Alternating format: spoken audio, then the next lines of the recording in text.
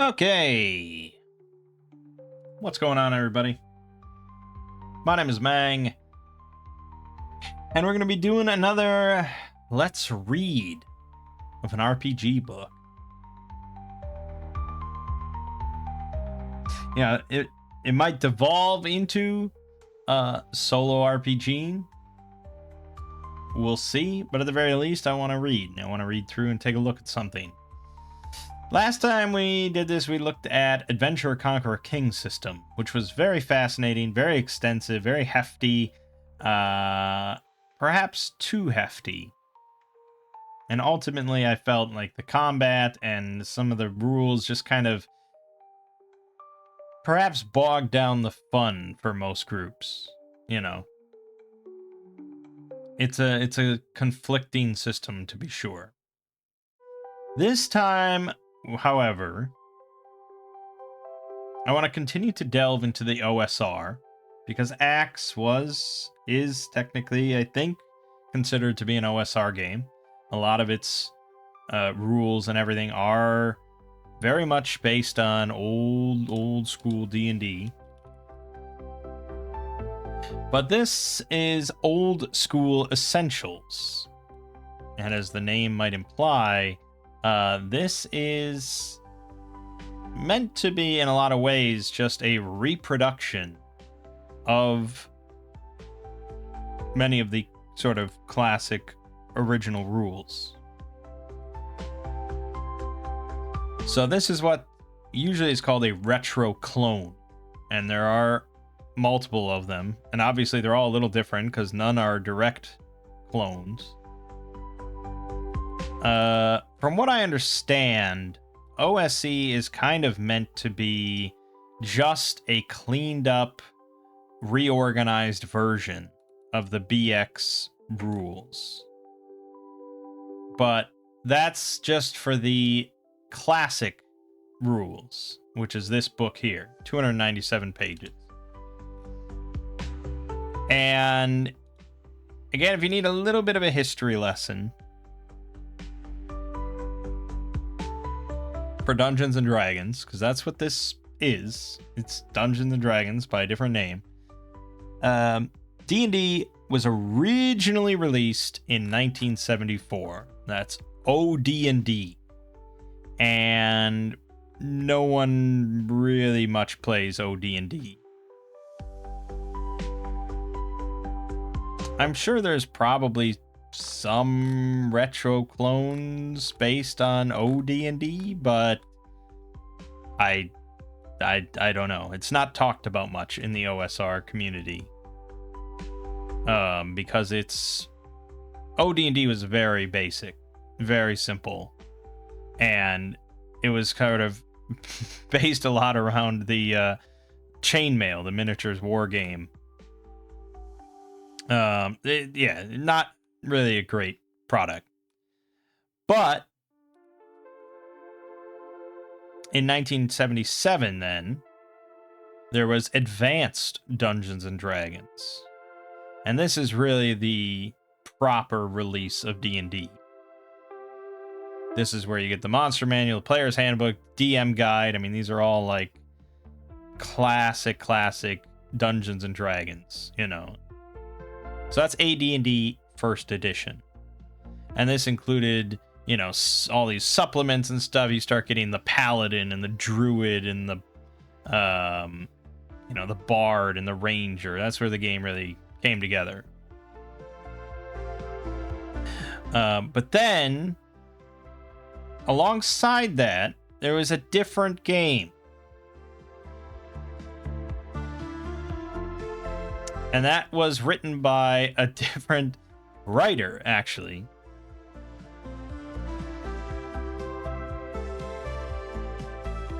So there's John Eric Holmes, who was asked to re-edit the original rules of the game into like a basic introductory version of D&D.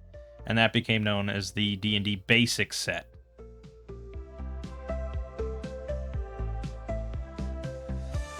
Then a few years later in 81, the Basic Set got revised again by Tom Moldvay. So there was a new basic set. And then that was also accompanied by David Cook writing the expert set. And this became known as BX D&D. So, the basic set also became known as, I think, Red Box or Red Cover, Red Book, or whatever. So that covers all the basic rules, levels 1 through 3 for characters. And then the expert set was the Blue Box, Blue Cover, whatever, and that was levels 4 through 14. So you'd get the basic set, you get the basic introductory rules to get just immersed into the world of D&D. And then if you liked everything you saw, then you could pick up the expert set and keep going from there. Okay. So this was all alongside AD&D, Advanced Dungeons and Dragons. This whole thing would not have occurred nowadays. I mean, this is a very disjointed product line for sure. Because there is a difference between the expert set of Dungeons and Dragons and Advanced Dungeons and Dragons. And they were not entirely compatible with one another.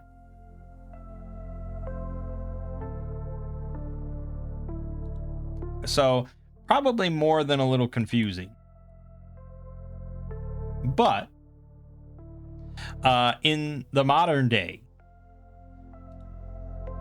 BX D&D, the basic set and an expert set, the Moldvay Cook set, has far more popularity than first edition AD&D, which was actually put together by Gary Gygax. I believe first edition D&D, however, is more popular than second edition D&D in the modern day. I'm not really sure. Once you get past that, it's hard to say. But I do know that the BX set is sort of the definitive kind of set of rules for the OSR community at large. And so that's what Old School Essentials is, essentially. It's a reorganized, cleaned up version of the basic rule set and the expert set. Okay, so we get all that. And I think that the expert set here, well, the advanced fantasy books for OSE, which we also will be looking at, I believe this incorporates stuff from first edition AD&D. And you can see that looking at the classes here for the advanced rules. You see stuff like Assassin, Barbarian, Bard, Druid, Paladin, Ranger. You see some other races, things like that. I mean, yeah, these were from first edition AD&D. So it's not specifically basic and expert here. This is basic and advanced, because kind of takes more from advanced Dungeons and Dragons. I hope that clears things up a little bit if you're a little confused. But yeah, many people swear just by, you know, and actually many people recommend that if you want to just play old school D&D, play fucking old school D&D. Like the Moldvay Cook books and rules still hold up and are well written and everything. I have not looked at them. That might be for another time as well. But I want to go with Old School Essentials and take a look through it, because I believe, someone can correct me if I'm wrong, but I believe this is the most popular OSR game as far as like actively published. I believe this is the most popular. It's certainly the one that I see the most discussed. I think I've seen the most kind of modules that are written with OSE specifically in mind. I think this one has the most market share. But there are a lot. I saw a comment saying there's like 300 OSR games, you know, so and they're all just a little different. They're all based on basically the same concepts, but they're all a little different in how they format things, little rule changes, little rule additions. They're all a little different. OSC is very big. Basic fantasy, role-playing is another very big one. Shadow Dark is another very big one, even though that probably changes too many things for many old school players. It modernizes a few too many things for some people. I like Shadow Dark a lot. That is my preferred sort of old school kind of game, but I don't have that much knowledge or experience with other games. That's part of why we're looking at this. So with that all out of the way, let's take a look at basic classic fantasy. I'm sorry, not basic, classic. This is the big rules tome, 297 pages. And that's because this incorporates basically all the player rules and all the DM rules. If you just want to get started with the bare minimum, they do offer basic rules for free that you can just download off their site, which has sort of the same quality of formatting and things like that. It has rules for all character creation. You get the 4 core classes: cleric, fighter, magic user, thief. You get your equipment list, weapon and armor lists, rules for combat and encounters, and all the rules for spellcasting and first level spells. So if you're just like, fuck, I want to get into D&D, I want to get into actual good classic D&D, I think that's a very good and reasonable free way to do it. I don't know how long that or how big that PDF is, but I would imagine not super big. So this is the big boy that you upgrade to when you want to have a paid product that has it all in one. But there are separate books that you can get that's just like the player's tome, I think, rather than just the rules tome. You can get actually a full box set of 5 of the books, and that includes the character book, magic book, adventurer book, monster book, treasure book. If you want to split it up some more, but the rules tome is all of that in one. Okay?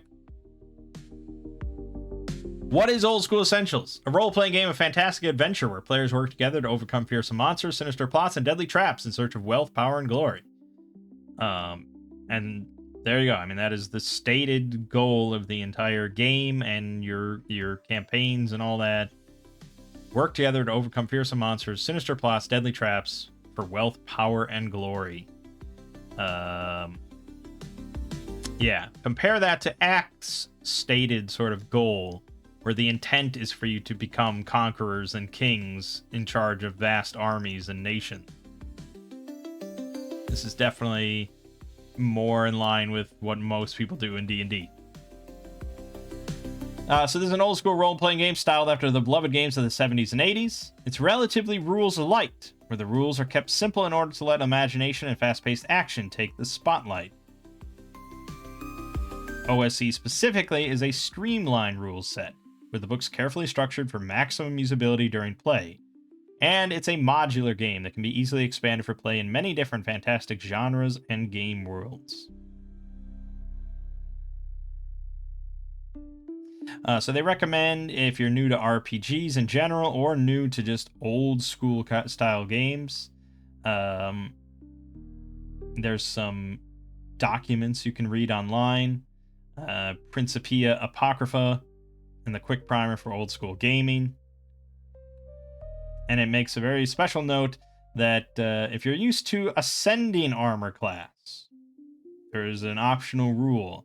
And yes, the default rule here is descending, because I don't think ascending armor was added until like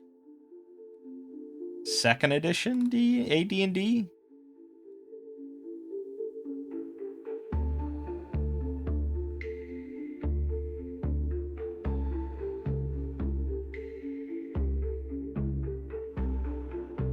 Maybe even later than that. I don't know. Maybe that's 3rd edition, actually.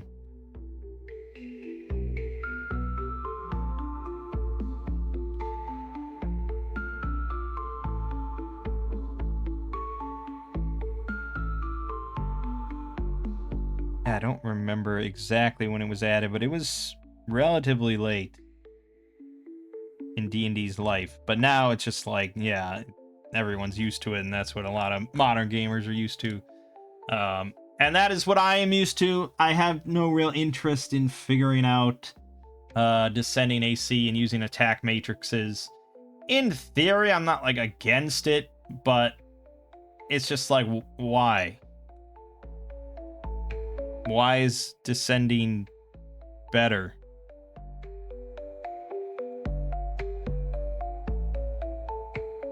Like, in a vacuum, I'm saying. Like, maybe you grew up with descending, and that's what you know, and you're very comfortable with it, you love it. Great. But in a vacuum, if you were to design an RPG from entirely scratch, why would you do descending?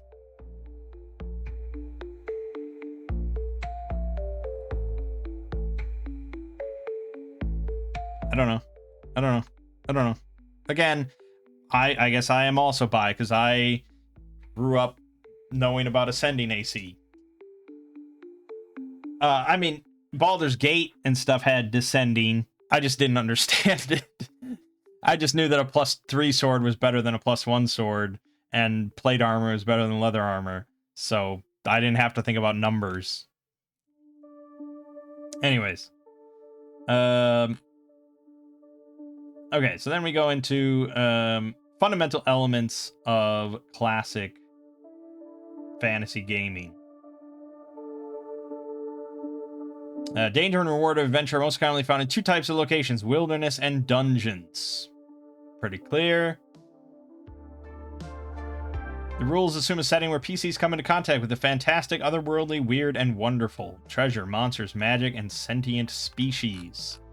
And you get a whole big list of terminology. Most of this is going to be pretty clear and obvious to us at this point. But one thing to note, especially that's going to come up fairly often, is these X in 6 rolls. This is pretty common that I've seen across OSE and things like that specifically, is that a lot of things are going to be based on like a 2 in 6 chance, a 1 in 6 chance, a 3 in 6 chance. So there's a lot of things determined by rolling 1d6 and seeing what number comes up, compared to many other games that I've looked at.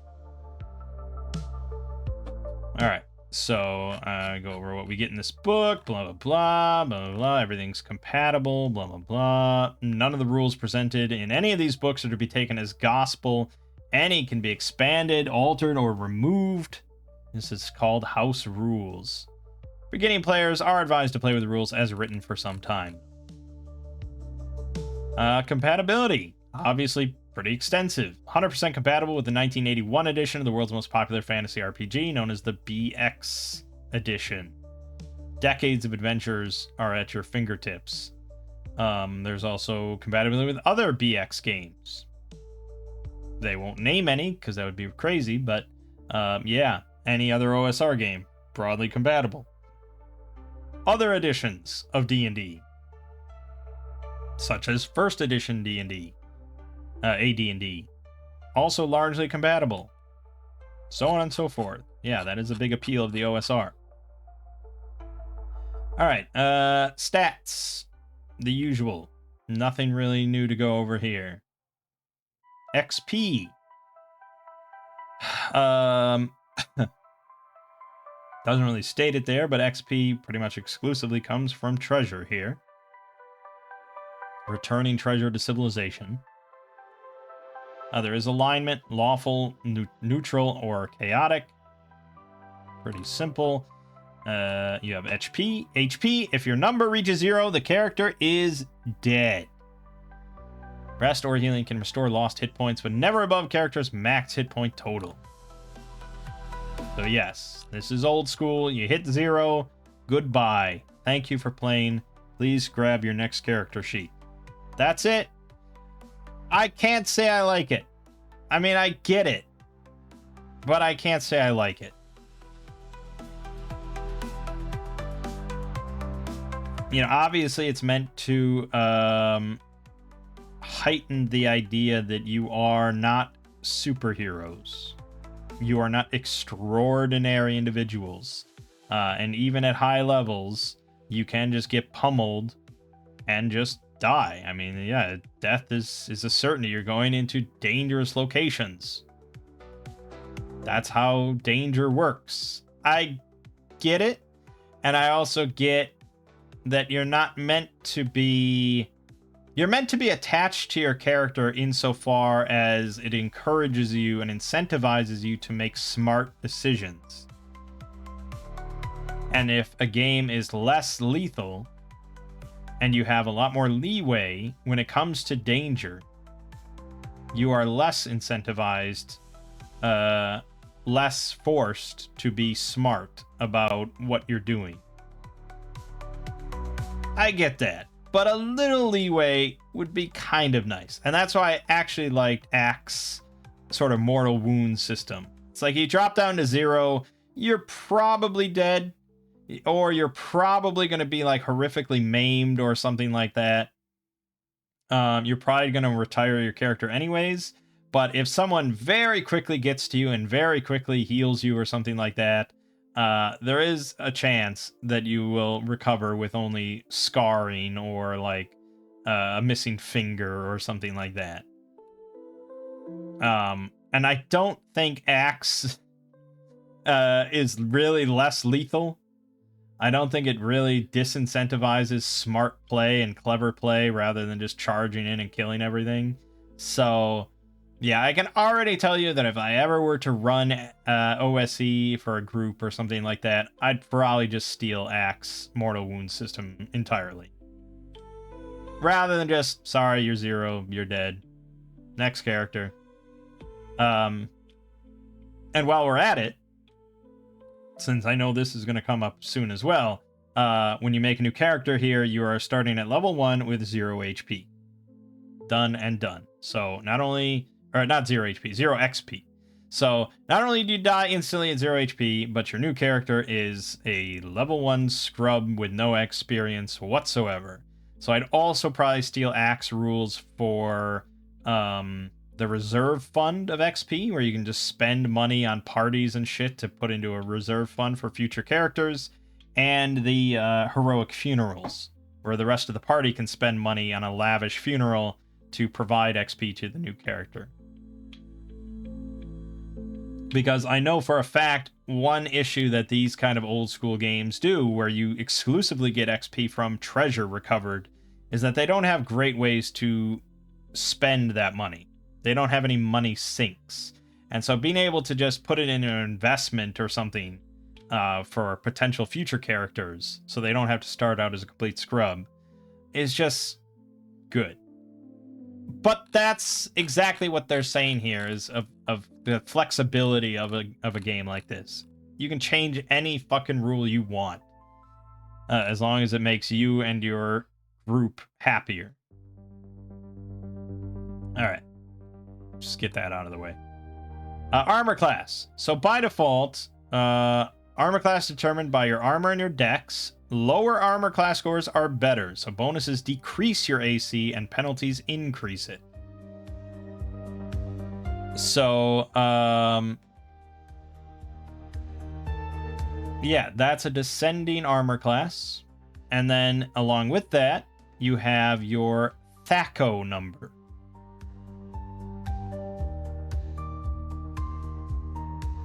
Now, THAC0 is kind of interesting because THAC0 wasn't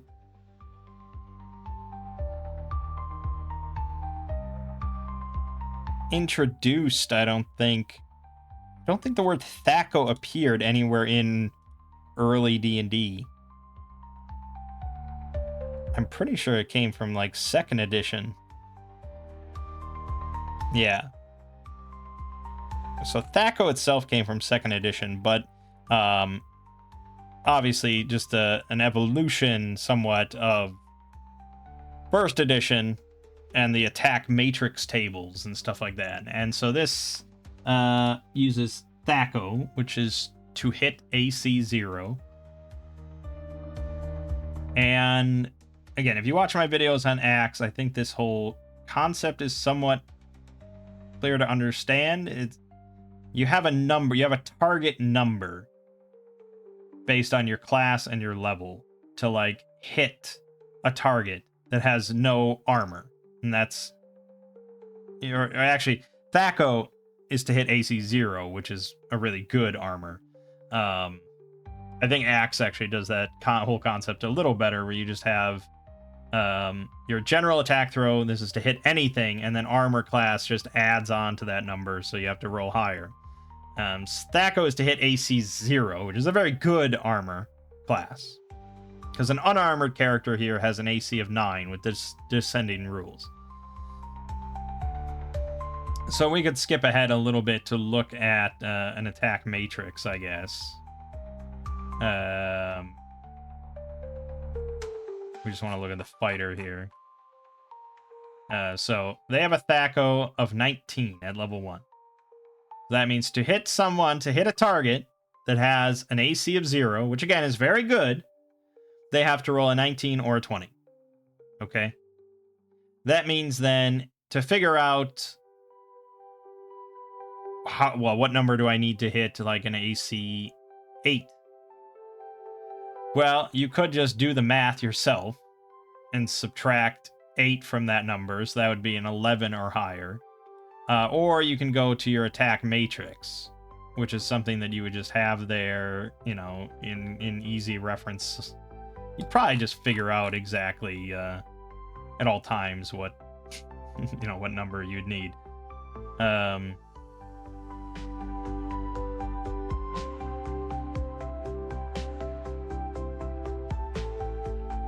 So here, you know, Thaco for our level 1 is 19. Okay. So to hit AC 0 is 19. And then you would just look at the AC. So, okay, they have a 6 AC. I need a 13 or higher on my dice. And that would be... I mean, the math is pretty simple. I get it. I don't think descending AC in Thaco is like, wow, I can't understand this. This is insane. This is so ridiculously complex. I just think ascending AC and attack bonuses are just easier. It's definitely easier to explain to a complete new person. Because you show this table to a brand new person that's never looked at an RPG, and it's like, why? Why is it like this? Whereas you just say, okay, so you need... They have an AC of 15. Okay, you have +3 on your roll. And it's like, that's really all you need to say. It's like, job done. I don't know. Yeah. So the default rule here is descending, but they make it very clear, you know, about ascending, and it's very accommodating to ascending. So every creature then lists their AC first with descending, and then in brackets the ascending AC. And then for their Thaco, you know, a monster will have Thaco 15, but then in brackets it'll just say +4, and that's their attack bonus. So it's slightly more text there, a little more kerfuffled, but at least you don't have to do the math yourself. Okay, then you have saving throws. Again, like Axe, and, you know, this is how most OSR games are. It's not, you know, the new style is more like you have to roll an agility to prevent, or you have to roll a dex, I'm sorry. You have to roll a dex or a con to try and prevent it. Well, with this, there's 5 different saving throw categories, and depending on your class and your level, these will get better and better. So you'll have your death saving throws or poison, wands, paralysis or petrification, breath attacks, and spells or magic rods or staves. And all saving throws fall under those sort of categories. And so sometimes you do have to get a little creative. I know that one of the first encounters in Hole in the Oak involves like a bunch of books sort of flying around a room. And the save for that is a breath attack. You know, it's not a breath attack, but it is meant to be a save based on kind of your dexterity somewhat to avoid like an AoE kind of effect. So yeah, I mean, I can understand how you come to that decision, but it's just like, okay, it's a breath attack. Yeah. Movement rate. Every character has a base movement rate and an encounter movement rate. So the default is 120 feet base movement rate, an encounter of 40 feet.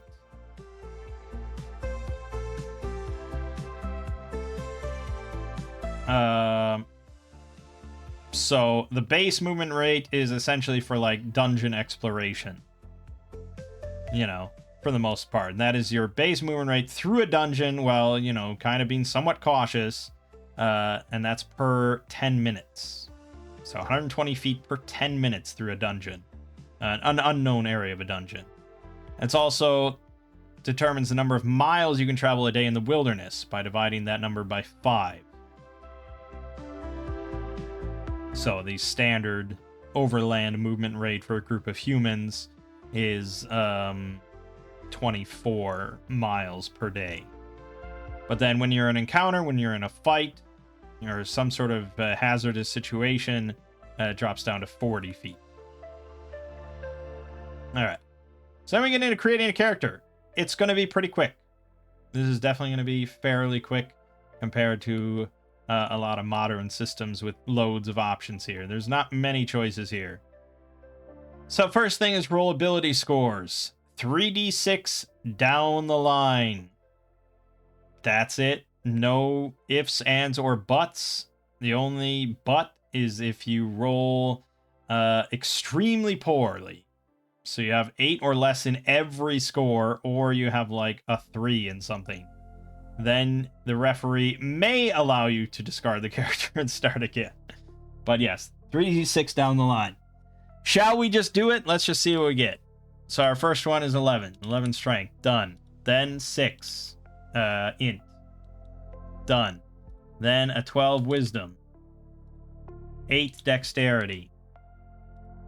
12 constitution. And 11 charisma. A bafflingly average character that's also kind of stupid. And that's gonna be most characters. Most characters are gonna be bafflingly average because it's a bell curve. So that's it. Every character is kind of the same. I mean, if we go through that again, we get an 11 strength again. We get a 7 int, you know, like slightly better. You get a 7 whiz. That got a lot worse. An 11 dexterity. Okay, that bumped up. Con of 10. That got down. And then a charisma of 10. Extremely average. That's classic D&D. Now, Axe changes this, and I really liked it there, and I don't know, I'm honestly not sure how much of a difference it makes in a game like this. As far as, I know the difference that it makes for, like, players' enjoyability. Because I especially know my family, when I did, like, 3d6 down the line for Shadow Dark or something like that, I know that they were not pleased with it. They were never pleased with any of these kind of results. They think that it's just bad. So I know how it can affect player enjoyability, but mechanically, I don't know if it would make that massive of a difference if you implemented the rules from Axe. So Axe had it where you picked one of your ability scores. You picked one ability before doing any rolling, and for that one, you would roll 5d6 and drop the lowest 2 numbers. Then you'd pick 2 other abilities and roll 4d6 and drop the lowest number. And then for the other 3, you'd roll 3d6. And that's what it would be. And this guaranteed that, well, yeah, pretty much guaranteed that you'd at least have a +1 in one ability. Because if the 5d6 number was less than 13, you bump it up to 13. And yeah, it definitely improved your chances of having a 16 or even an 18 in that one ability, which with 3d6 is very uncommon. But I don't know if that would really break the system. I mean, obviously almost nothing is going to break this system. It's pretty durable. But I'm just like, I'm trying to think of why does that work in Axe? Like, why did the designer implement that in Axe, but it wouldn't work in any other OSR game? I think it would, but I think probably, I feel like maybe Axe leans a bit more into the idea that your characters are kind of special. You know, I think it leans a little bit more into that, whereas old school OSE here is just like, yeah, you're pretty much just average losers. You know, to start, you are very likely to die. You are pretty much insane. I mean, all player characters in D&D at the start are just insane, because you're going into dungeons willingly and stuff. I mean, you have to be a little insane.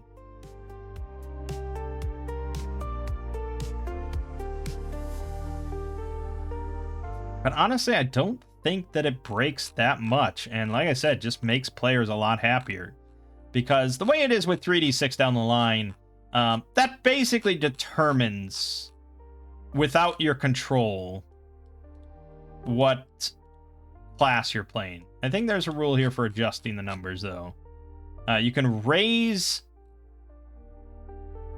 your character's prime requisite by lowering other non-prime requisite abilities. So for every 2 points by which an ability score is lowered, 1 point may be added. But other than that, there's no swapping or anything like that. So say you want to sit down at the table and like, I want to play a fighter. And I've played mages the last 5 characters. I'm ready to play a fighter. And then you roll an 8 strength and an 8 dexterity and an 8 con. And it's like, well, I fucking hate this. Or, you know, maybe just a 10, 10, 10, 10, 10, whatever. And it's like, okay, I mean, yeah, you can still play a fighter. Nothing's going to stop you. But you're not going to get any bonus XP or anything. And you're not going to be mechanically an exceptional fighter or anything like that. I get how this style of gameplay works, and I get that, you know, much of your success is not based on having a +1 on a die roll compared to a +0, and it's more about being smart and clever and so on, and role playing and blah blah blah, so on and so forth. I get it. That doesn't change the fact that if I want to sit down and play a fighter, I'd rather have a 15 strength than a 10 strength. All right? So, yeah, to be honest, I'd probably go with Axe rules here as well. And I said that when I finished reading through Axe. I was like, I know that I'm going to be stealing a lot of shit from this game because there's so many, like, good ideas here. There's just not enough for me to want to play that game by itself. So let's redo this. Let's say we want to make a fighter of some kind. And we're going to go with strength. We want big strength boy. And we're going to go 5d6, drop the lowest 2. Okay, so there you go. We got a 17. No, 16. We got a 16. Now that's perfectly rollable with 3d6. That could have happened. But this way it's just like, okay, all I care about is having a high strength. Please, for the love of God, let me just enjoy my fucking game and have a high strength. And I am not suggesting that this should be the rule in old school Essentials, and this should be the rule that inflicted along by, you know, onto gamers, whether they want it or not. I'm just saying, for my taste, and probably for people I would run this with, and I think for plenty of people, they'd probably prefer the 5d6 for 1 score, dropping the lowest 2. So that means then that instead of a no modifier to melee attacks, we now get a +2.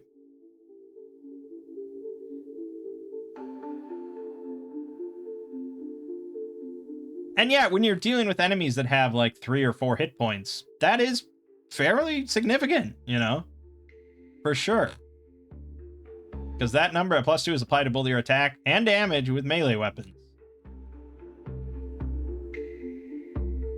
But I would say, even if you're at a table and the DM's like, okay, well, we're doing it a little differently. You can do 5d6 and then 4d6, you know, blah, blah, blah.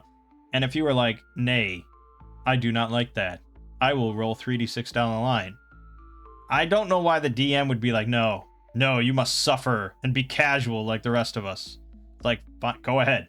You know, what do I care if you roll 3d6 down the line? But I think most people would probably like it. So yeah, +2 to melee attacks and damage, and you open doors, stuck doors, on 4 and 6 instead of 2 and 6 from having a 10 strength. You are brawny. That's probably what you want to be. Because you're not going to tell me that the person rolling 3d6 down the line that wants to play a fighter, he's not going to be happier if he rolls a 10 over a 16. He's not going to be bummed out if he rolls, you know, a 6, a 5, and a 5 on his 3d6 for strength, and he's like, oh, fuck, why did I have to roll so high? Now I'm a casual. I'm going to be doing too much damage in melee. Like, no, you're going to be happy. So, anyways, that's my whole diatribe on 3d6 down the line. And I'm glad I looked at Axe first, because without that, I think I would have just gone on a general rant about 3d6 down the line and just being kind of not fun for a lot of people. But I don't know, the only alternative I would have said is 4d6 drop low, which is kind of the overall standard for D&D kind of games nowadays. I'm pretty sure it's 5th edition. Unless they switched over to entirely point buy, but I don't think so.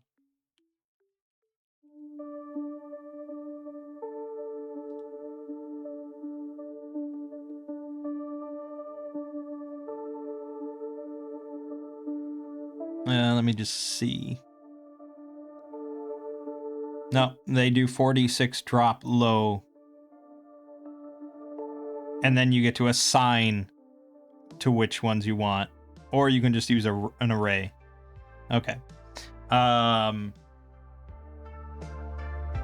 So yeah, I mean, especially if you're taking players from a newer game where you do 4d6 drop low and assign them to the ones you want, and just saying, no, here, 3d6 down the line, that's it. I think there are people that are potentially excited by the idea. If they're the type of player that is excited about the whole style of gameplay and being forced to more rely on being clever during the game and all that, rather than just, well, you're good at fighting, and so you're good at fighting, and that's what you do, you're good at fighting. Blah, blah, blah.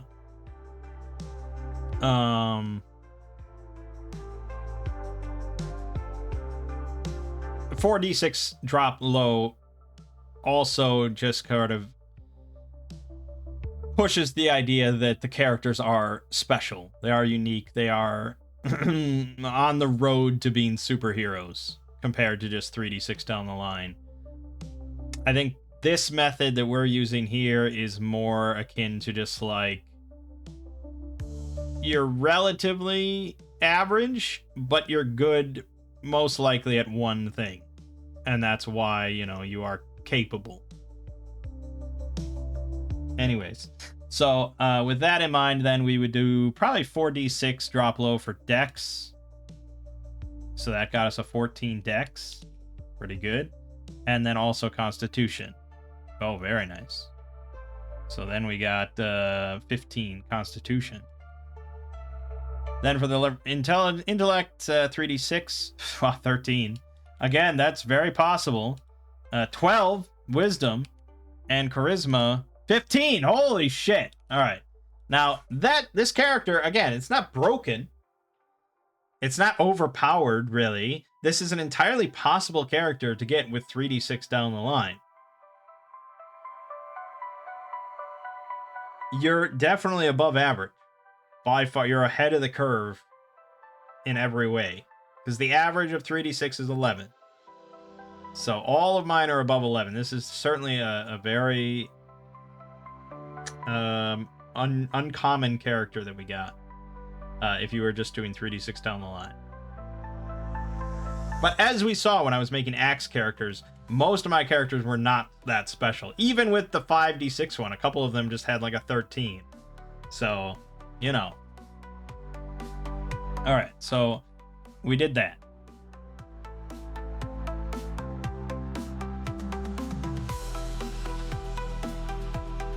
So we should probably write in some of these numbers. Because your attack bonus then is going to be +2 for our fighter.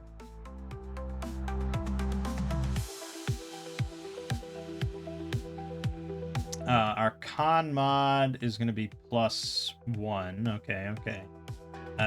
Strength modifier to melee attack damage is +2. Dex mod to missile attacks for our 14 dex is +1. Our unarmored AC is going to be 11 because it's 10 plus our dex mod. And then our initiative is also +1.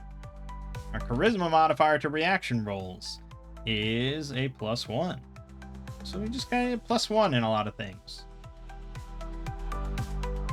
Then saving throws. Axe applied your willpower modifier to all saving throws. Here, however, it's just for saves against magic. Any saving throws versus magical effects. This does not normally include saves against breath attacks, but may apply to any other saving throw category. So, we'll get to what exactly the saving throws are, but our wisdom modifier is going to be 0. It's a moot point anyway. Okay. We'll name this guy Gregor. He's gonna be a fighter. We'll see. It's man at arms, I'm almost certainly. He'll be lawful and level 1. And then we'll put 0, and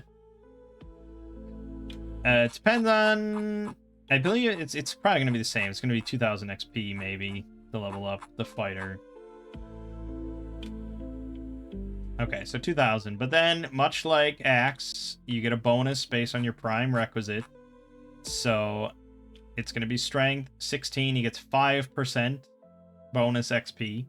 So any XP he earns, he gets 5% extra because he's got a high strength.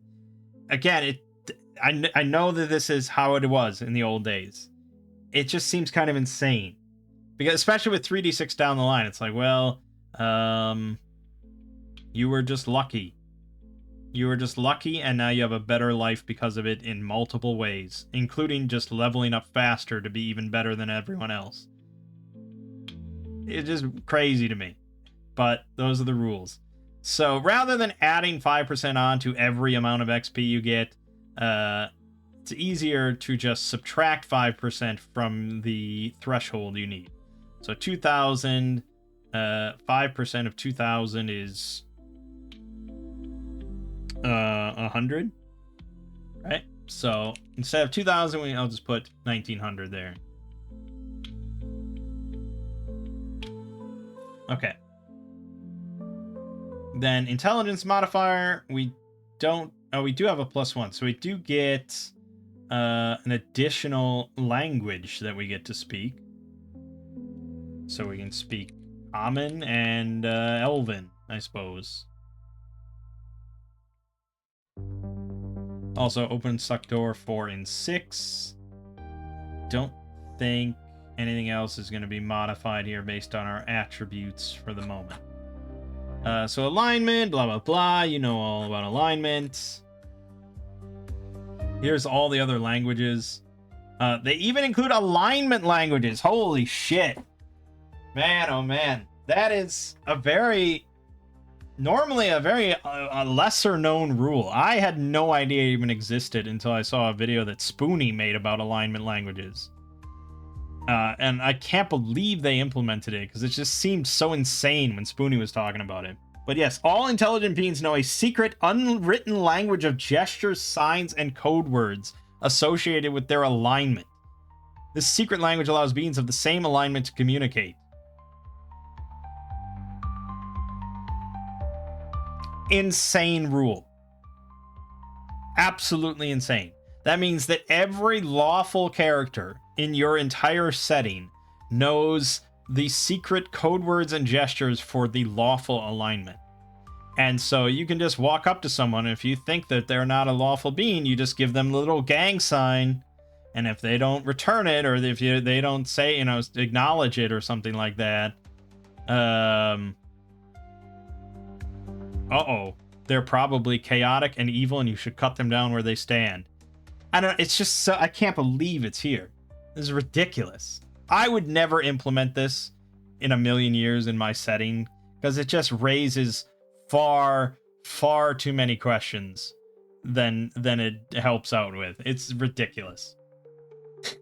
Fucking alignment languages. But as you can see, otherwise there's plenty of other language options. Every sort of species pretty much has its own language that they speak. Yeah. So you come across some kobolds, they're gonna speak kobold. Hopefully someone speaks kobold. Yeah, obviously. Okay, classes. So, clerics. They can use all types of armor, including shields. They can have to use blunt weapons, so clubs, maces, slings, staffs, and warhammers. Obviously not an extensive weapon list, as you can tell. They must be faithful to the tenets of their alignment, clergy, and religion, or they may incur penalties. They can do magical research.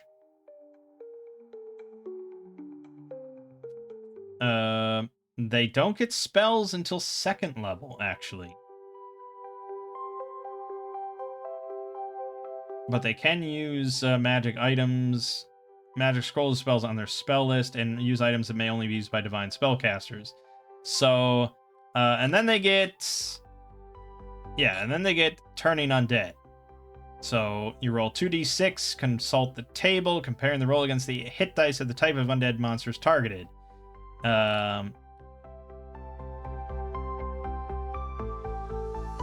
So at level 1,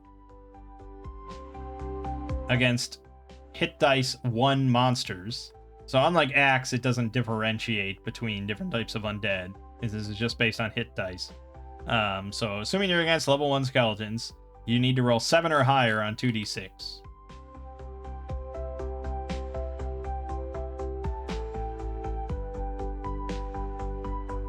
You'd think that would be modified by your wisdom bonus or something, but does not seem to be the case at all. So it's just straight up 2d6. The only way to get better is by leveling. So if you roll 7 or higher, which is the average, so on average you will definitely succeed against hit dice 1 monsters. Then you roll 2d6 again to determine the number of hit dice affected.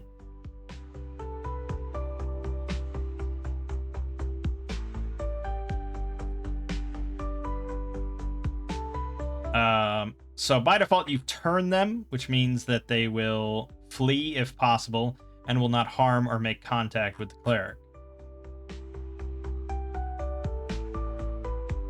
Then eventually, like at level 2 then, when you try to turn level 1, it automatically succeeds. So you're just rolling to determine how many of them that you succeed against.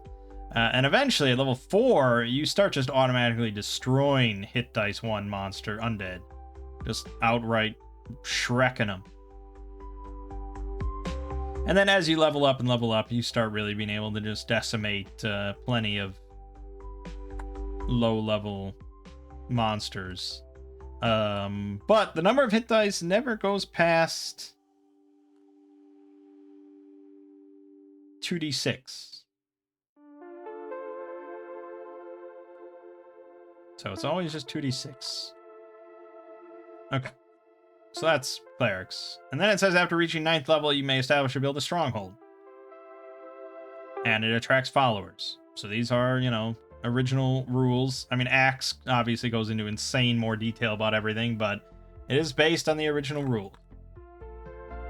So that's there. I never said that it wasn't there. It's not part of the game. It's just definitely not a huge focal point of most OSR games. Dwarf. So yes, this is the old school way of race as class. So you're not a dwarf fighter, you are just a dwarf. And dwarves sort of are fighters in general. I mean, being a dwarf, you're not casting spells, like, ever. You can use all types of armor. You can only use smaller normal sized weapon. You can't use longbows or two-handed swords.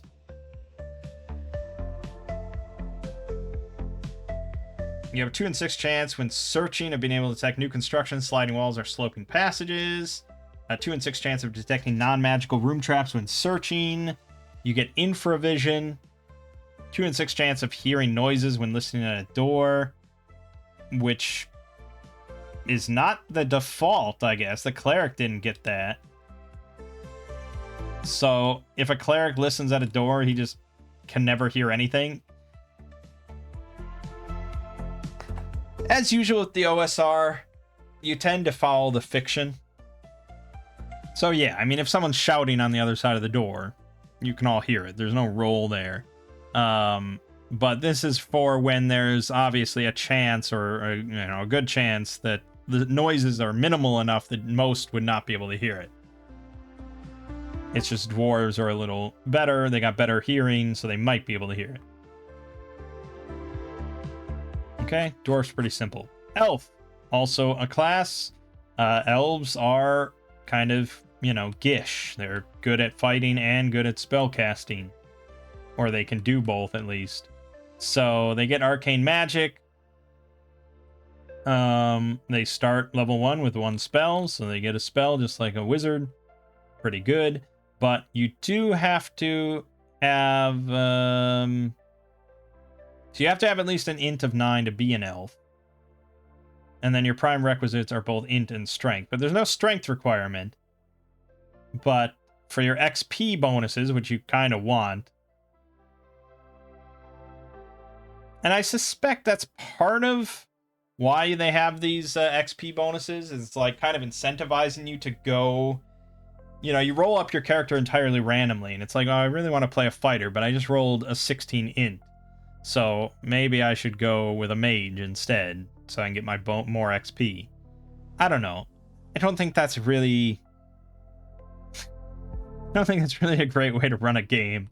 People kind of want to play what they want to play. They don't want to feel forced to play something. So anyways. They can use all types of weapons and armor. Pretty good. All weapons and armor and cast spells. What's the downside? None. There's no downside. Elves are just better than you.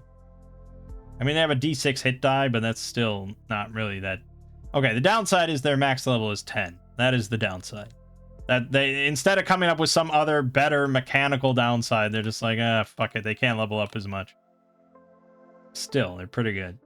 They can detect secret doors, 2 in 6 chance. They're immune to ghoul paralysis. They have infravision and listen at doors. I feel like they also have fighter like Thaco progression as well.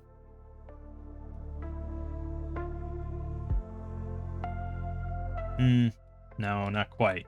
Well, yes, they do. They do have fighter Thaco progression, but they just stop at 10. Whereas if the fighter makes it to 13, he gets another couple bonus. Okay, so yeah, the fighter, 1d8 hit die, pretty simple, all weapons, all armor, blah, blah, blah. They can build a castle or stronghold, and after reaching the 9th level, they can be a baron or baroness. That's it. I mean, that's all there is to say about the fighter. What do you expect? They hit shit, and that's it. Nothing fancy there. So hit die. Yep. For your hit points, you're going to roll a d8 and maybe add your con modifier. So if we were going to just follow that, we roll a d8. We got 3, so we have 4 hit points. Is that how most people run things?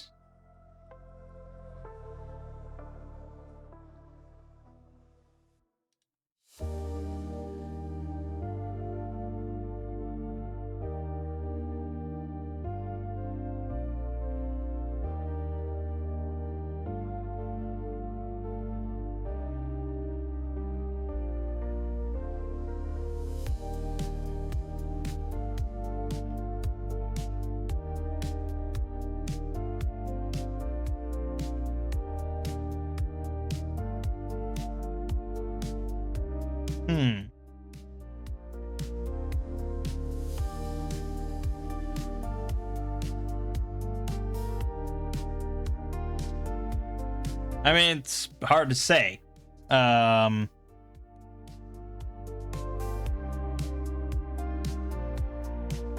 It's hard to say. I don't. There's no like massive poll here of what players do, what groups do for hit points and things like that. I think there's really three options here. One, do it just as I did, and that's it. You get a 3, you get a 3, whatever. That's your hit points. Alternatively, you could allow for re-rolls of like a 1 or a 2, which is what Axe, I think, defaulted to. Was that if you rolled less than a 4, you got bumped up to 4.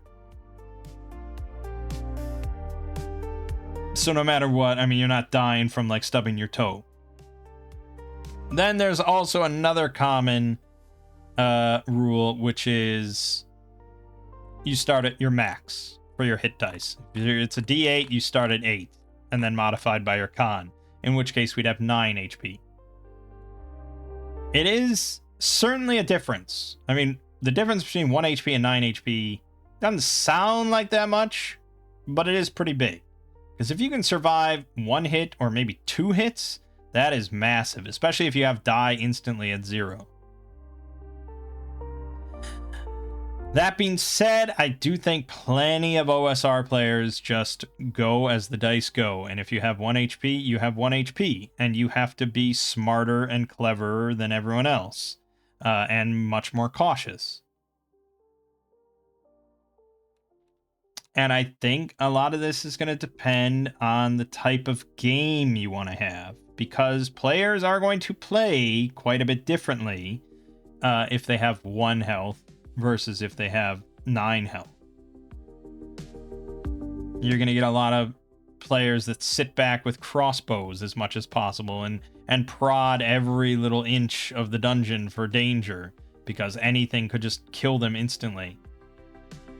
And if you're okay with that, and the group is okay with that, then sure, go with it. Because, yeah, it probably is a really triumphant feeling if you have a 1 HP character that makes it through a dungeon, survives, and gets to level 2. Because at level 2, you get to re-roll. You know, if I was a fighter with 1 HP, at level 2, I'd get to roll 2d8, and that would become my new hit point number. For the record, I don't think that makes any fucking sense, realistically, but okay.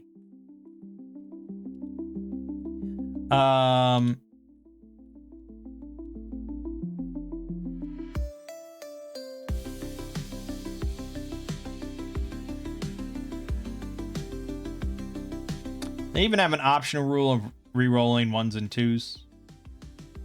So they even list that here.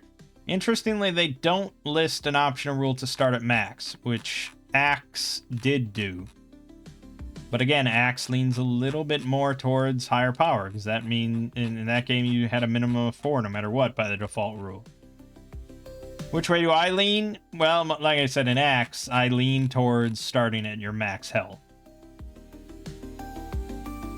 But that's because I'm not really accustomed to old school play, and people that I would run it for are not the smartest, cleverest people. And I think if they rolled up a character that had 1 health, they would just be depressed the whole night and like not even want to go into the dungeon, you know? So that's them. But they also don't really like OSR games, so it's kind of pointless anyways. The thing is, you can see how quickly it is to make up a new fighter, right? If I want to just, if this character had 1 health, he died, okay, make up a new fighter, 3d6 down the line, roll a d8 for your hit points, and then you're basically done. You know, grab a sword and a shield and some armor and, you know, whatever, you're done. Character creation in these old school games is typically very quick. So life is cheap, new life is cheap, and maybe you'll succeed if you're lucky and clever. That's often how OSR is. Very different compared to like 5th edition D&D or something, where you're kind of meant to be heroic superheroes that survive most scenarios, and you're never meant to really feel bad about how gimped your character is. For now, we'll just go with what we rolled. So we got a 4 there. We got 4 hit points, blah, blah, blah. And our saving throws then, we have 12 death, 13 wand, 14 paralysis, 15 breath attacks, and 16 spells. That's what it is at level 1. And then everything else is pretty simple. So everyone does have a 1 in 6 chance of listening at a door, finding secret doors, or finding traps. And then Overland has 1. Well, this is miles per day, so 24, 120, 40. And we are literate. Okay. Other classes options, you have Halfling. They have to have Con 9, Dex 9 minimum. They can use all armor, but it must be tailored to them. They can use any weapon appropriate to their stature, but not longbows or two-handed swords. They get +2 AC when attacked by large opponents, greater than human-sized. They can hide. 90% chance of success in woods or undergrowth. In dungeons, they can hide in shadows or behind other forms of cover. 2 in 6, and requires them to be motionless. It's not very good odds, is it? You're hiding behind like a turned over table and some monsters patrol through. You only have a 33% chance of them not noticing you. It's an optional rule. If you're using individual initiative, they get +1 to bonus to initiative rolls. They get listen to doors 2 and 6. They do get a +1 bonus to attack rolls with all missile weapons. So probably going to be using a sling or a short bow or something. And they have really solid saving throws at level 1. But they max out at level 8. So once you get 120,000 XP, you are done. There is no more mechanical progression for you. Compared to a fighter who has 6 more levels after that. Yeesh. Magic users. Yep. 1d4 hit points. They get arcane magic. They can only use daggers. Not even quarterstabs. Those don't exist. Just daggers. And you're unable to use shields or wear any kind of armor. This makes them very vulnerable in combat. Yes, I would imagine. And 1 spell per day. This is the classic old school fuck-ass, shit-ass mage who has 1 spell per day and he only has a dagger. And that's it. Once he blows his load on like burning hands or something or magic missile against a target, that's it. And he needs 2,500 XP to get to level 2 where he'll get a 2nd spell per day. Playing a magic user, a mage, in old school games like this is a very rough prospect, I think. And it, yeah, boy. Eventually, if you keep surviving, you become, the most powerful force in the whole land. You are just like a force of nature. You are the finger of God sort of thing. Blah, blah, blah. But getting to that point is such a slog and just does not sound very fun to me. I would say probably this right here is the biggest reason that I'd be hesitant to play an actual old school game, like as part of a group. Because I always like playing magic users. I always play mages, wizards, sorcerers, psychics, whatever. Anybody that has a lot of fun, insane magical ability, that's what I'm drawn to. But you ask me to sit down, play in a group where I have like 2 hit points, I get 1 sleep spell per day, and all I can do is throw a dagger or something. It's just like, Now, I know combat is not the intended MO of groups in a game like this. You're not meant to get into 5 battles per day or something like that. You will not survive 5 battles per day. So you might get into like 1 battle a day, and there's your spell. And it should be impactful. So you're probably picking sleep instead of magic missile or something. But I don't like magic because of its use in combat. I like magic because its use out of combat. I like using magic to solve problems. That doesn't happen in old school games at low levels. You're not using all sorts of cool conjuration tricks and teleportation and all that sort of stuff to just trivialize certain problems in dungeons and stuff. Most of you are all pretty scrub lord. And so it places a lot greater emphasis on player ingenuity and creativity. It's much more directed towards the player of like, okay, it doesn't really matter what you're playing. It doesn't matter if you're playing a 9 health fighter or a 1 health magic user, because it comes down to you as a player and what you can come up with and utilize as a group. And so you can't just have some ability on your sheet that just like, here's the answer, my friend. I have it written down. This is what I can do, and it's going to be awesome. There's like none of that. It's all just like, well, we have a rope and we have some spikes and blah, blah, blah. And we know we have this and we can come up with this idea. And then you're kind of at the mercy of dice rolls, blah, blah, blah. Is one way better than the other? Because plenty of games where you have just gobs of abilities or spells or something like that, there's certainly less emphasis on player ingenuity. Like, there's no need for much ingenuity to cross a chasm if you know that you can just teleport across the chasm. That doesn't require any cleverness on the player part. I don't know. I don't know if one way is better or the other. I just know that I just have more fun if I have loads of magical abilities. It still requires ingenuity in a lot of situations. And you only have so many no matter what. Even, you're playing a high power game like Shadow of the Weird Wizard or something, you only have so many spells at level 1. And so many uses of those spells.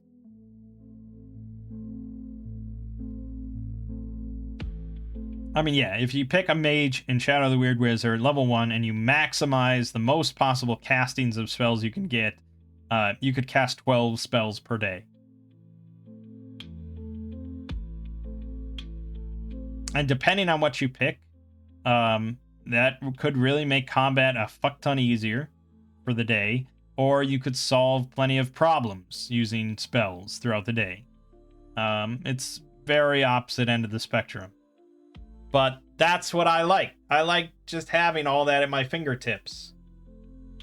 Compared to, well, yeah, I'm a magic user, but really that just means I'm a really, really shitty fighter for most of the day. Like, the fact that I'm a magic user doesn't really matter mechanically 90% of our adventuring day at level 1. And that concept doesn't thrill me as a player. So, there you have it. Thief, also a D4 hit die. If they're attacking an unaware opponent from behind, they get a +4 bonus to hit and double any of their damage dealt.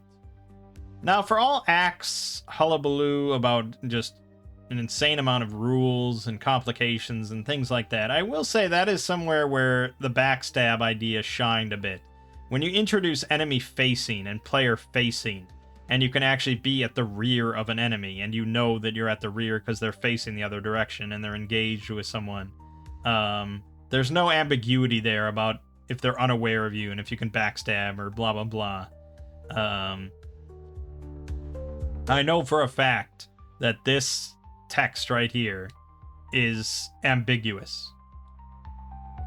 Of what exactly an unaware opponent is. Plenty of people rule that you cannot ever have an unaware opponent in combat. If an enemy is in combat, if you're, in the midst of a combat round, there is practically no way for them to be unaware. of your existence, and you will never get a backstab in combat. I can potentially agree with that in theory, although, again, as a thief, it feels a little lame. But yeah, I can agree with it in theory. And so that means the only way you're getting a backstab is with the initial attack. You know, it doesn't even say it has to be a melee attack, so I would say probably you can do this with an arrow. If you shoot someone in the back with an arrow, they're unaware, you get your +4 bonus hit and double your damage dealt. It's pretty significant, but it's just like once per combat, and that's assuming that you actually can do this. Backstabbing with a melee weapon, that's a lot trickier. But it also allows for like picking off targets, because maybe you kill a guy with a backstab, you sneak up to him, you kill him, and no one else is aware of you killing him, and maybe you can do it again. It's possible.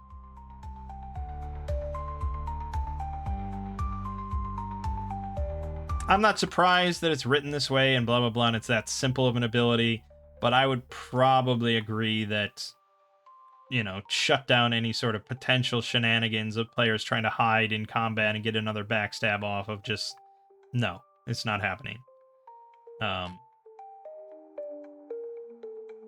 But sneaking is kind of tricky.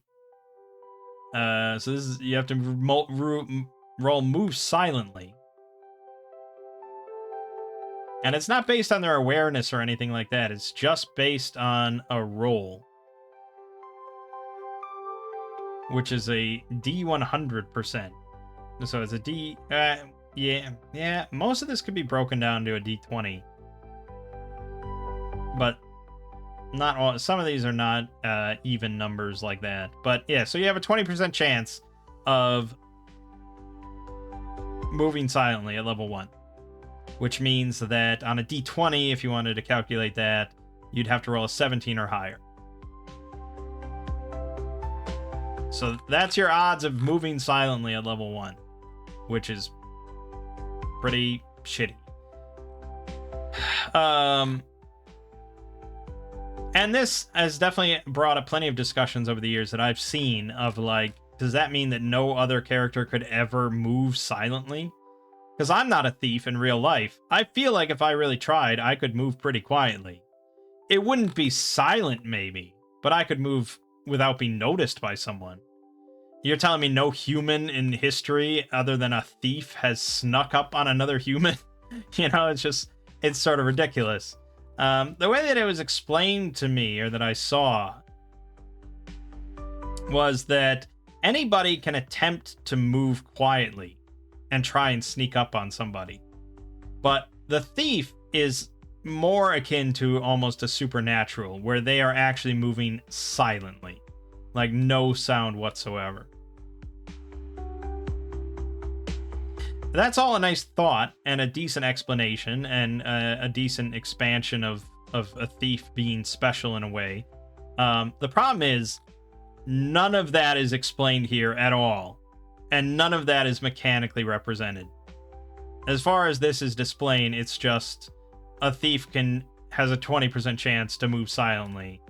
And if they fail that, they're just heard and spotted. Because if you drop down, say I'm a fighter or whatever, or I'm a magic user. Say I'm a magic user and I want to try and sneak up on a guy. You can't tell me like, oh, you can't. You'll be hurt. Like, don't even try. You're an idiot. Go fuck yourself, you stupid idiot. So you can't tell me that it's just impossible. I have to at least be able to try, right? There is a possibility that he could just be a really dumb guy, and I could walk quietly up behind him and get within like reach of him. But what are you gonna do? Make it 1 in 6 chance? Like listening at a door? Because 1 in 6 is what? 18% chance or something? 17% chance? That's only ever so slightly lower than the thief's move silently. So it can't be 1 in 6, but what are you going to say? Like, oh, well, only if you crit. So it's a 5% chance? I don't know. It just all seems like a lot of things. It just seems like, okay, this is what they thought up in 1977 or whatever. This is what they thought up of, like, okay, yeah, this is what a thief can kind of do. They're thiefy, and they can pick pockets and open locks and move silently, and okay, we'll do these things, and they'll get better as they level up, and eventually they're like guaranteed to move silently everywhere they go, and yeah. And it's like, okay, but over the decades of time, we have thought of more reasonable and better systems than this. That's how I feel about a lot of these, like, really old school games. I'm definitely not a person that just, like, fillets, like, you know, old school D&D is just like, oh my god, they perfected it, and god, we'll never get better than this. You know, it's like people that just, The Godfather is the best movie ever made, it will never be topped, blah blah blah.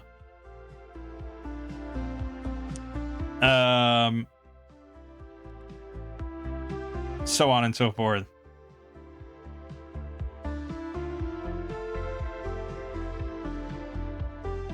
All right, so here's, I think this is probably the explanation that I read some time ago about these skills. These thief skills are at a supernatural level. Move silently isn't about sneaking or being stealthy. It is literally moving silently, no noise, as if wearing elven boots. You could walk over gravel, pottery shards, dry twigs, etc., and make no noise. Same with hide in shadows. Anyone can hide in shadows in a dark, torchlit tunnel, but only a master thief can hide in that single shadow in the palace courtyard at midday. So to answer your question, the first level thief skills being a bit rubbish as a noob doesn't have that supernatural level of skill yet, but it's a Hail Mary in life and death if you have nothing to lose.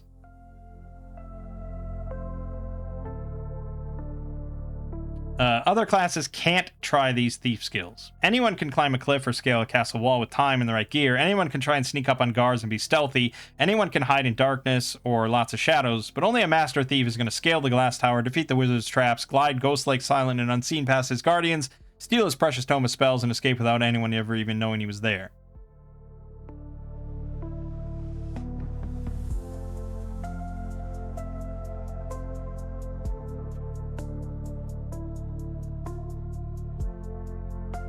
All right, so here's a website, goes into a bit more detail of each of the skills and what others can do. So this person says, anybody can move quietly. I like to use a variation on the listening at doors mechanic to determine whether a character moving quietly is heard. Demi-humans have a base 2 in 6 chance of hearing noise. Chance for thieves depends on their level. For everyone else, it's 1 in 6. If a sneaking character is wearing metal armor or walking on a particularly noisy surface, increase the chance of being heard by 1 in 6.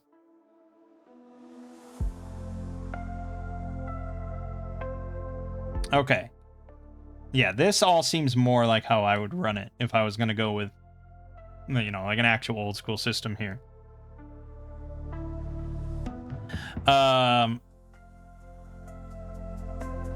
So that means you're moving quietly. You don't even roll then if you're like a fighter trying to sneak up.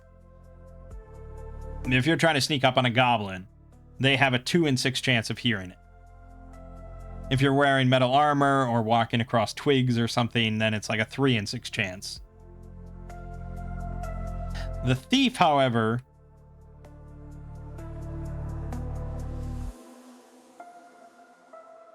has a chance to move silently. So if they successfully roll on that, then there's no other roll. They're just moving fucking silently, you know, that's it. It's like supernatural. Doesn't matter what they're walking on, who's around, blah, blah, blah. They're moving silently. But if they fail that roll, they should still be considered to be moving quietly. So then they would get that, the enemies would get like that 2 in 6 chance or something like that.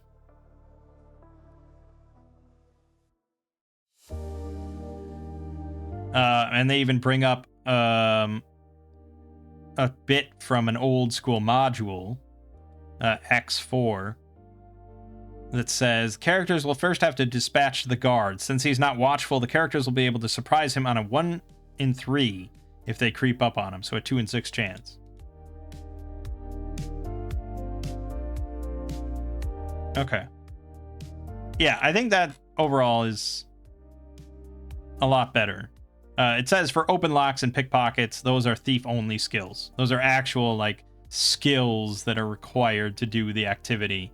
A non-thief might be able to learn these abilities by spending appropriate costs.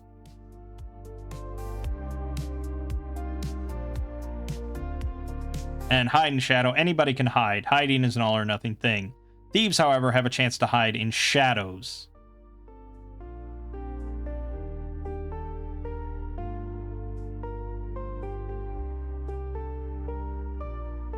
Hiding is an all or nothing thing. Either you're hidden or you're in view. That's true. Again, everything kind of follows the fiction, or it should. So, depending on your hiding spot, you're either hidden or not. If you're hiding in a closet, you're hidden in the closet. There's not really a role there. It's assumed that you're just hiding in the closet and not making, like, excessive amount of noise or something like that. But what the thief can do is hide within shadows, which is not really something that a normal person can just reasonably do most of the time.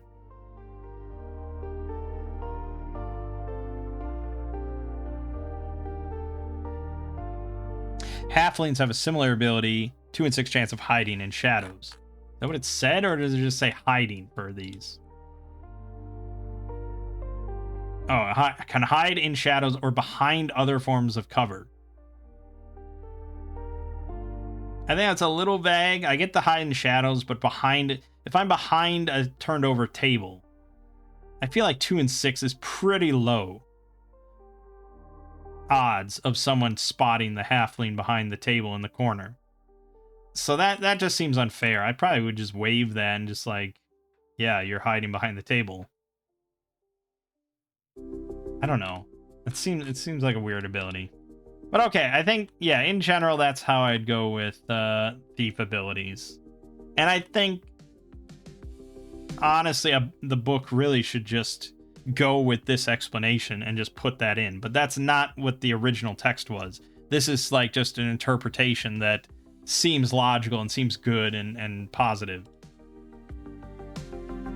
So thieves can't wear armor heavier than leather, can't use shields, they can use any weapon.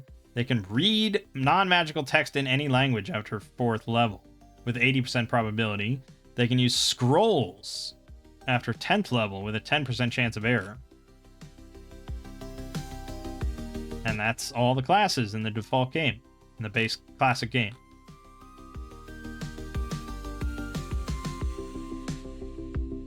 Characters who make it through an adventure alive receive XP awarded by the referee. It's gained from 2 sources, treasure recovered and monsters defeated. Also, you do also, in the original game, you get XP from monsters defeated. Okay, well that's good. I mean, it's not going to be much. Most of your XP comes from gold. I know that, but in some campaigns, characters gain the right to bear certain titles as they advance in level. Interesting. That's not listed as like as part of the base text of the class. I guess it's just cut down on text in the class section. So our fighter is technically a veteran. Really, that's the level 1? It's not man at arms? Okay. Well, we'll write down veteran then. It sounds cooler than a level 1 fighter. So then you have optional rules to go past 14th level. If you really want to dig in, you can go all the way to level 36. Jesus. That's a lot of XP. That's a long campaign, I would imagine. Money.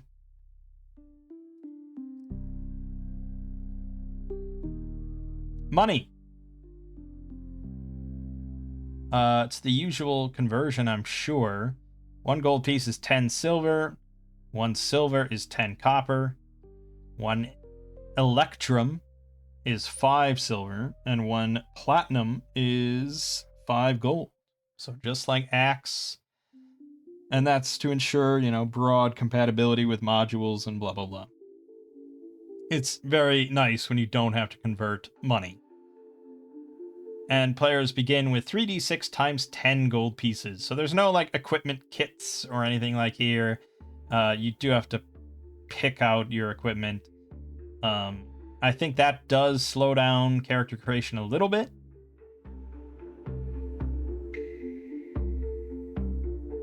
So they do have the inheritance option here, which was also in Acts, where you can create a will to leave wealth behind to an heir. So this is specifically leaving behind treasure.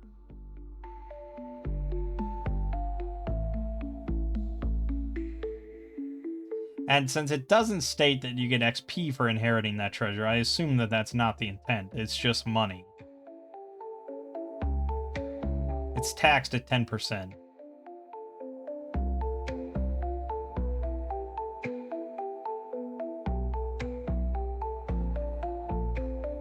Yeah, again, the XP reserve fund and their heroic funeral rules are just too good. Too good. Equipment. So now you can actually, let's roll our money since we're here. 3d6, 140 gold is what we got. 140 gold pieces. So this is gold standard, so everything is listed in gold pieces, which is a terrible way of doing things. It really just doesn't make sense. If everything is done on the gold standard, you know, who's spending copper? Copper doesn't even get mentioned in here, does it?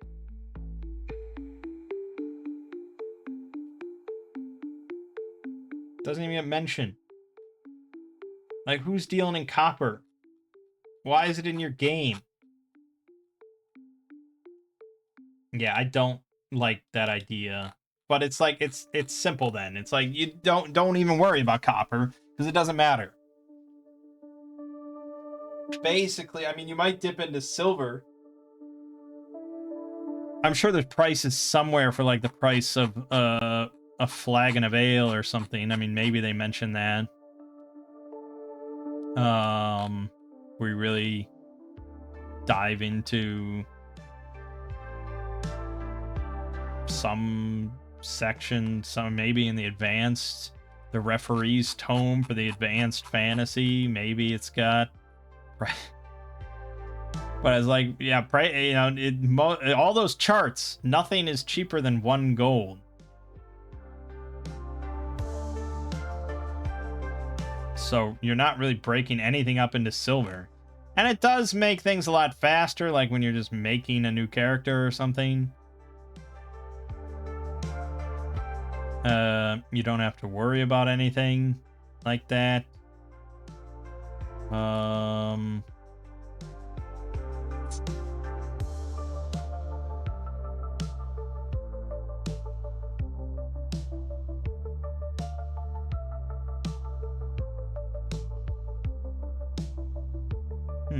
don't really see a section for anything like that. I see rules for buying dogs. But even a hunting dog costs 17 gold. All this is going to be in gold. There's not going to be any mention of silver or anything. No. Alright, anyways. So,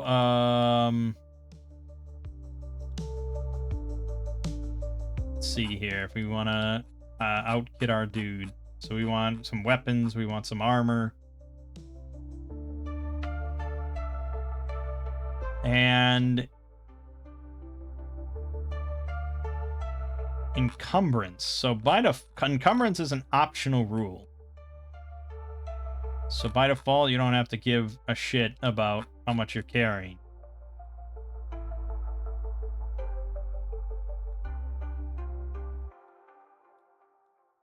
Which means there's no real point in buying like backpacks and sacks and stuff. It depends on the DM, I guess, how exacting they want to be, and that's why there is optional rules for encumbrance if you want to go a step farther. Certainly quite a bit different than Axe. Definitely. So that's page 113. Let's just glance at the encumbrance rules real quick.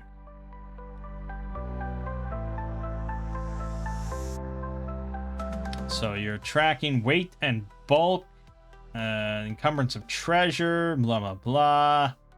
So this is weight in coins. Maximum load any character can carry is 1,600 coins of weight. Otherwise, you can't move. So you have option 1, basic encumbrance. So you're tracking the weight of treasure. But you don't track the weight of armor, weapons, and adventuring gear.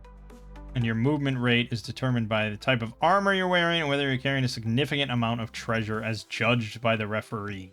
So you're either carrying treasure or not. Meaning carrying a significant amount or not. The actual weight of treasure carried does not affect the movement rate.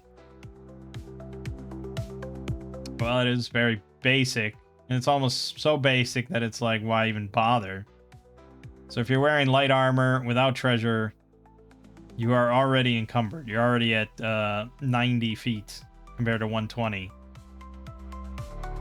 And then if you're carrying treasure, it drops down to 60.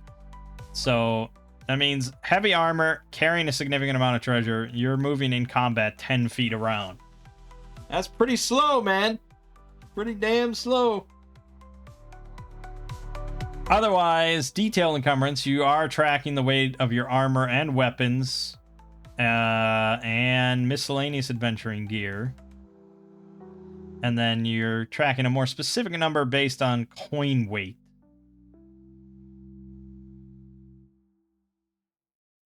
So if you're carrying 400 coins, like literally you're carrying 400 gold pieces in coins, plus your weapon and armor and stuff, you know. Yeah. All in all, no, I probably wouldn't bother with any of this.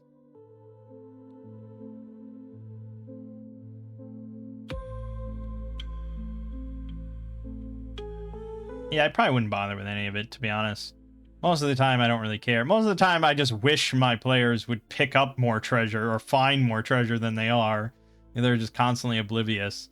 So, no, I'm not really going to keep track of how much they're carrying or anything like that, or weighing them down in their movement speed and blah, blah, blah. In theory, I'm not entirely opposed to it, but I don't think it usually adds to the entertainment of a session. So, if I was to be playing a game like Axe, where everything was very simulated, very hefty, like, I don't mind that either. If we're all in on that and everything, and we're tracking all this stuff and trying to be realistic, like, sure, I like realism. I play Cataclysm. But for a game like this that's relatively simple in most ways, adding on that specific crunch is not usually worth it. Alright, so then we're just going to buy weapons. So we want, I don't know, pretty classic choices here, probably. Sword. Buy a sword and a shield. Yep. And then that's... I mean, fuck it, buy fucking plate mail. Why would I not? I can afford it. So the sword was 10, the shield is 10, and plate mail is 60. So that's 80 of our 140. And then I suppose we also probably want a ranged option, right? Even though our dex isn't amazing. So we can get, I mean, we could buy a crossbow. It's D6, blah, blah, blah.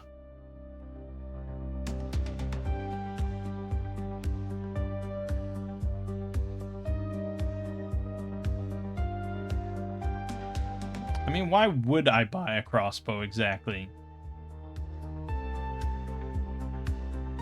Why would you buy a crossbow over a bow?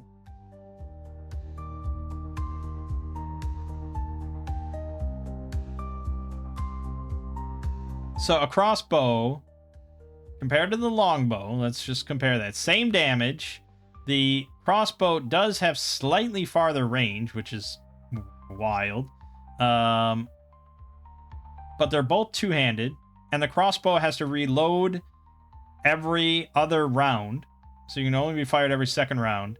And it's slow, so you act last in each combat round if you have it equipped. Why would you buy this? Why would you use... I never gravitate towards crossbows in any game except like Pathfinder First Edition.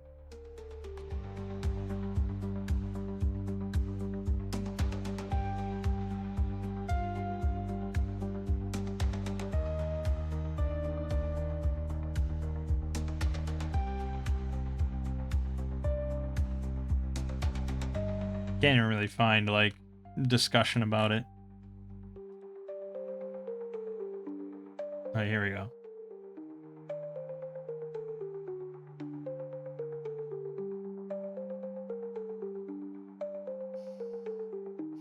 Okay. Basically, what people say then is that the game is not intricate enough to factor in the actual advantages of using a crossbow, which was like the penetrating power and the low amount of training required to use. Right? So, with the basic mechanics that OSE and OSR games use, mechanically a crossbow is basically just worse, and you'd only use it if you want to use a crossbow. So we're just gonna buy... I don't know if I need a longbow. That's 40 gold. Maybe just a short bow. Although javelins are pretty fucking cheap, but they're lower range and less damage, so I guess we'd lean towards short bow. So we'll go with short bow. And then we got a quiver with 20 arrows. So that's 30 more gold. So we spent what? 80 plus 30, we're at 110. And then from there you can buy, I don't know, a crowbar, a rope, 50 feet. So that's 121. And we'll buy torches, 6, 122, water skin, 123, and ration, tinderbox is 3. Tinderbox. So that's 128. So I can't actually afford rations. That's probably not good. Gotta have rations, right? I guess ditch the crowbar. We'll buy rations. So now we're at 123. And then, I don't know, that's probably fine. And we'll just... Oh, no, I have 140. What am I talking about? We can buy a crowbar. So we'll just end with 7 gold. Assuming I did all that correctly. Math is hard. Okay, so then for our attack, well, our AC is going to be...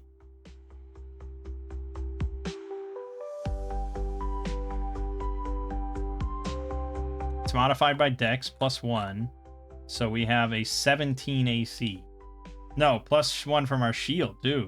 18. Perfect. It's hard to get better than that. Tanky boy. So yeah, only 4 hit points, but we're very bulky. Big stuff. Then we have our sword attack, which is a 1d8. No, we'll just write plus 2, 1d8 plus 2. And the short bow is plus 1, 1d6. It's flat. You don't add damage to that. I mean, maybe you add it if you throw it. I don't know. Do you even have thrown weapons in this? I don't think they do. Oh, no, they do.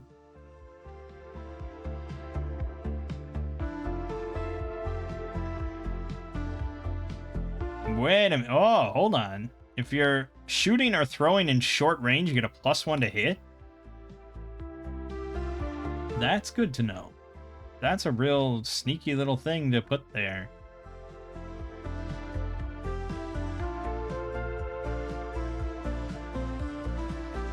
Okay, then you get into rules for vehicles and animals, water vessels, you know, all the usual stuff that might come up. Not necessarily when you're starting the game and going into a dungeon. Hired help. You're limited to a finite number of retainers as indicated by your charisma score.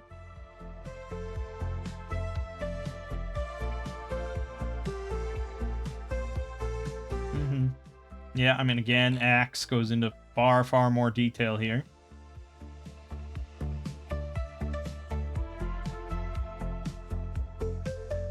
Retainers will usually want a guaranteed fee per day or per adventure and a share of treasure recovered, at very least a half share. For example, a fee of 1 gold per day and a half share of treasure. Okay. So, again, Axe differentiates this a lot between specialists, henchmen, and mercenaries.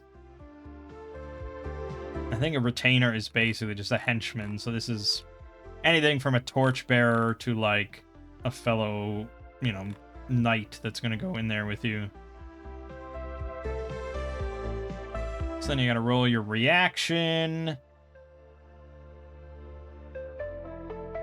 Could be some modifiers, depending on how much you offer and the reputation.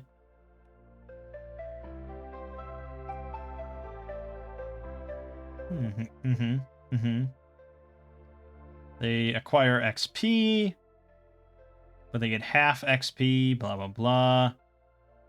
Yeah, so all, again, similar to Axe in a lot of ways, which isn't surprising. So if they level up, they have to choose their character class. They have a loyalty rating. They might have to roll against. Mercenaries, which do not accompany characters on adventures. They are part of a larger force. Guard, patrol, and otherwise serve in wilderness settings.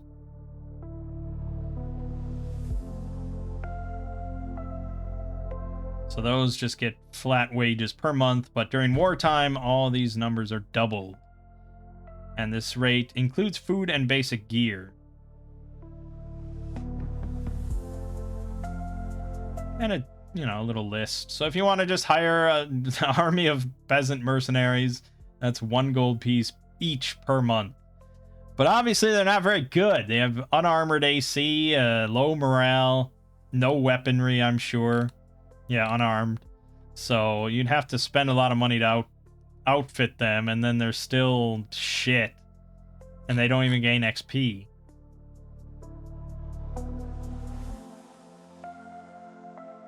So, yeah. I mean, there might be some reasons to hire an army of peasants, but not many good reasons. Compared to just hiring, like, heavy footmen, which are going to come in with 15 AC and 8 morale, and a sword, shield, chainmail. And that's only 3 gold pieces per month. Yeah. I'd rather have 10 heavy footmen than 30 peasants.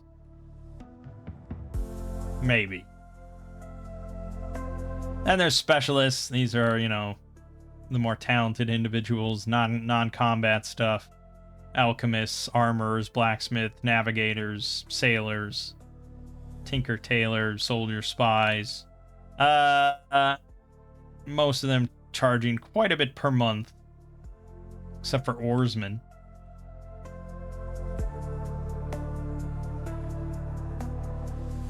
And strongholds, so on and so forth. Again, if I was going to do any of all of this, yeah, any of these sections, I would just use Axe rules, because it's like, okay, if we're going to get into the fucking nitty gritty and you want to build a stronghold or something like that, or you want to build a structure or a vessel or something, like, let's get down to brass tacks then, because this is obviously kind of a significant thing. I mean, not everyone would agree with that. I'm sure plenty of people are just like, dude, just let me spend money and let me build a keep. But it's like, no, I mean, this is like you're elevating the campaign. This is like the next level of the campaign. If you're building keeps and shit, like this is a focal point of the campaign now. So that at that point, yeah, I'd want to use a lot of axe rules instead of these simple rules.